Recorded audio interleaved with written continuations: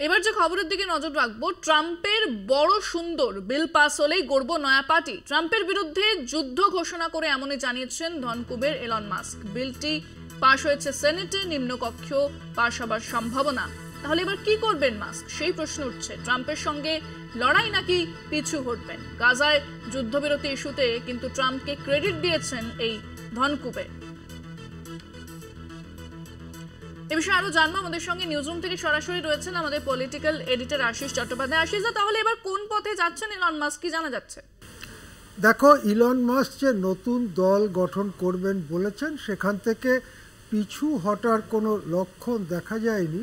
কিন্তু তারই মধ্যে আজকে সকাল থেকে যে খবরগুলো এসে পৌঁছেছে তার মধ্যে একটা হলো, ট্রাম্প নিজের শর্তে গাজায় একটা যুদ্ধবিরতি করতে চাইছেন, এবং সেই যুদ্ধবিরতির অন্যতম শর্ত হচ্ছে হামাসকে অস্ত্র ত্যাগ করতে হবে, অর্থাৎ গাজা ভূখণ্ডে ইসরায়েলের পূর্ণ কর্তৃত্ব প্রতিষ্ঠিত হবে। এই রকম একটা উদ্যোগ ট্রাম্প নিয়েছেন এবং সেটা ট্রাম্প জানিয়েছেন।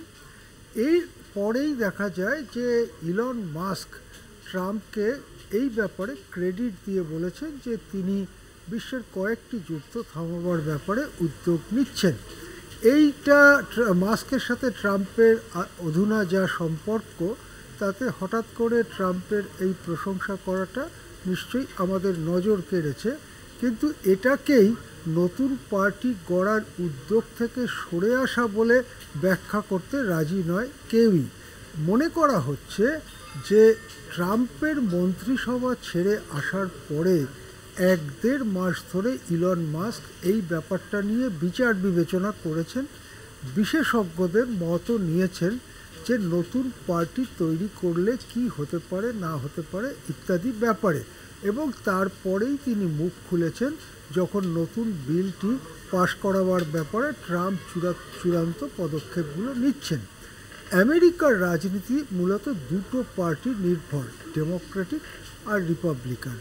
এছাড়াও পার্টি আছে, যেমন লিবারেটেরিয়ান পার্টি, যেমন গ্রিন পার্টি।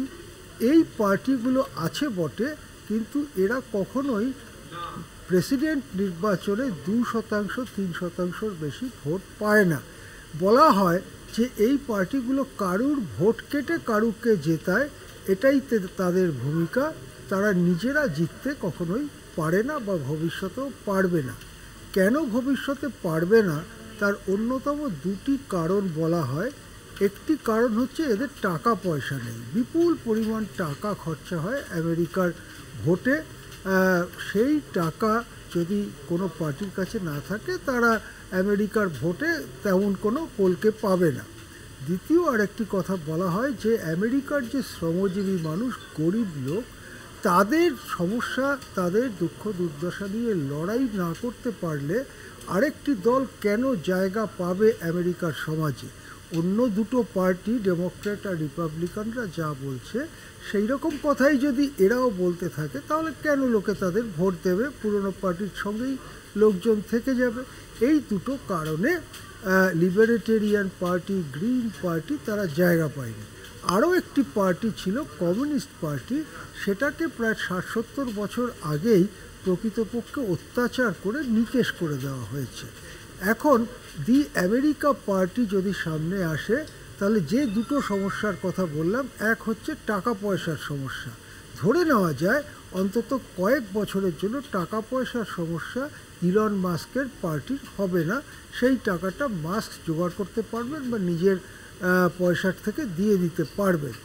আরেকটা ব্যাপার হলো মাস্ক কী বলবেন, দি আমেরিকা পার্টির আমেরিকার জন্য কী কর্মসূচি, গরিব মানুষের জন্য না বড় লোকদের জন্য, কি বলতে চান মাস্ক, সেইটা যদি স্পষ্ট না হয়, অস্পষ্ট কতগুলো কথা এবং ট্রাম্পের বিরোধিতা, এটা করে আমেরিকায় তেমন একটা কলকে পাওয়ার সম্ভাবনা নেই ট্রাম্পের এই নতুন পার্টি। সেই জন্যে যদি 5 তারিখ বা 6 তারিখে ট্রাম্পের এই নতুন বিলটি আইনে পরিণত হয়, মাস্কের কথা ছিল ঠিক তার পরের দিন নতুন পার্টি করবেন। সেই ব্যাপারে কিন্তু একটু চুপচাপই আছেন মাস্ক।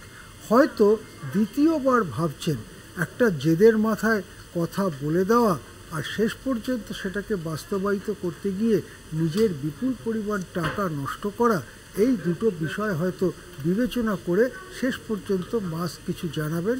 কিন্তু দেখা যাচ্ছে যে আজকে মাস্ক একটু ট্রাম্পের প্রশংসাই করে ফেলেছেন। হ্যাঁ, একেবারেই ধন্যবাদ আশিস। আমাদের সঙ্গে সরাসরি নিউজরুম থেকে ছিলেন আমাদের পলিটিক্যাল এডিটর আশিস চট্টোপাধ্যায়।